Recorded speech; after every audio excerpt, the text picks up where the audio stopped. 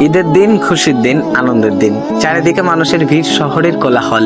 সবাই ব্যস্ত নিজের মতো করে আনন্দ খুঁজতে। কেউ বন্ধুদের সাথে, কেউ পরিবারের সাথে।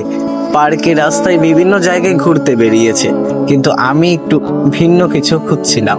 আমি চলে গিয়েছিলাম প্রকৃতির মাঝে, যেখানে নেই কোনো শব্দ দূষণ, নেই কোনো কৃত্রিমতা। চারিদিকে শুধু সবুজের ছোঁয়া, গাছের পাতায় হালকা বাতাসের দোল, আর পাখির মিষ্টি কিচিরমিচির শব্দ। যেন মনটা ধীরে ধীরে শান্ত হয়ে যাচ্ছিল। সেই মুহূর্তে মনে হলো জীবনটা আসলে এতটা জটিল না, আমরা একে জটিল বানিয়ে ফেলি। এই ব্যস্ত জীবনে এই ছোট ছোট শান্ত মুহূর্তগুলোই আমাদের সত্যিকারের সুখ দেয়। ঈদের আনন্দ শুধু ভিড় আর ঘোরাঘুরিতে না, কখনো কখনো একাকী প্রকৃতির মাঝেও লুকিয়ে থাকে এক অন্যরকম শান্তি। এই ঈদে নিজের জন্য একটু সময় রাখো, প্রকৃতিতে ভালোবাসো, আর নিজের মনটাকে একটু শান্তি দাও। প্রকৃতিকে ভালোবাসো, আর এই প্রকৃতিও তোমাকে ভালোবাসো।